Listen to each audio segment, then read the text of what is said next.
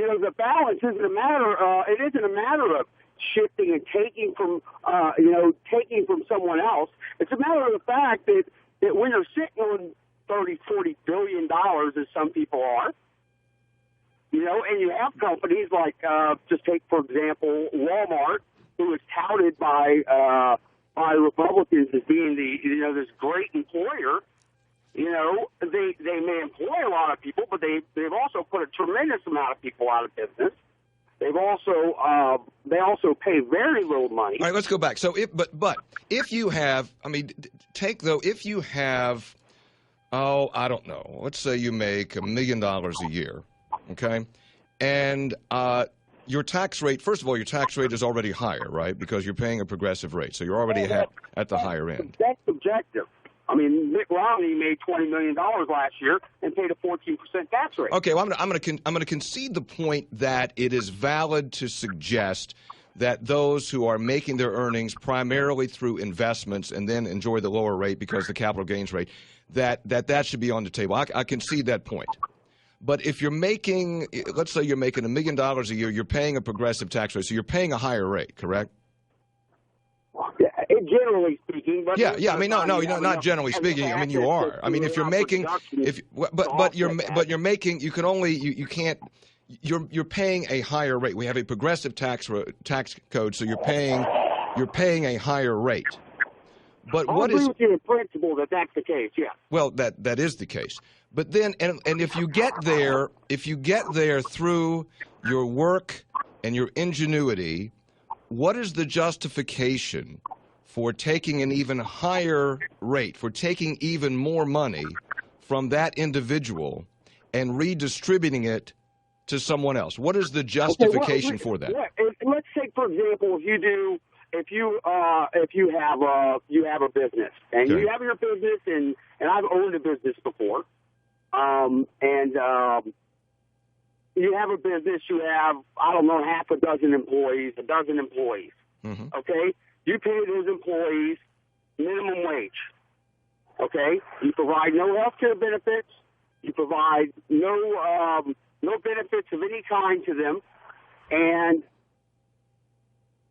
they use up resources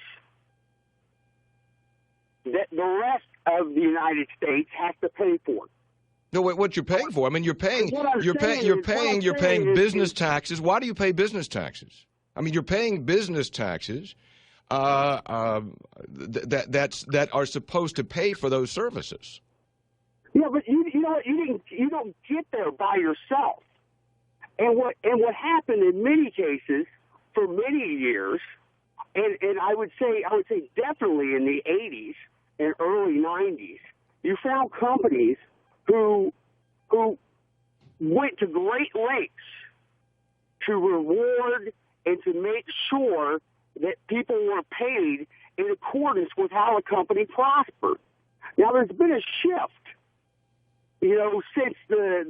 Well, let me. All right, wait. All right, go back. But go back to the fundamental question. Go back to the fundamental question. That is, let's take your case. You have a small business, and let's say you're paying your taxes as an individual. So you're paying 35% tax rate. Maybe it's 38%, whatever the high end is now. And your argument is that you should be paying more. Now, my question is, what is the justification for having that small business person, a person who's making X amount of dollars, for them to pay more? I think the justification I have for it is this: to redistribute it to somebody else. What's the justification? Is that as a society, we have a certain amount of responsibility to each other.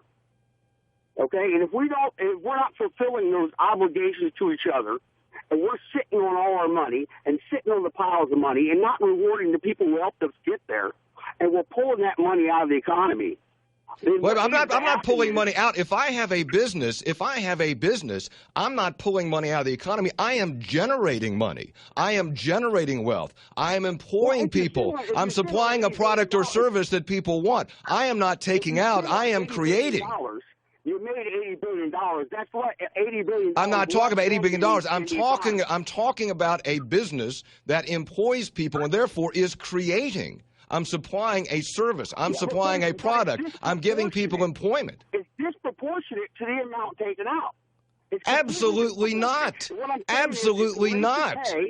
There is that is completely false. That's a false argument.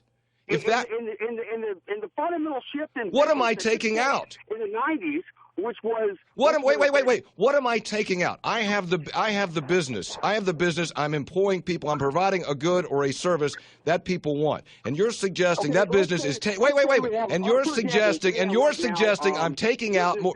Listen to me. So I have a business and I'm employing people and I'm providing a good or service that people want. And you're suggesting by doing that, I am taking out more than I'm putting in. Is that correct?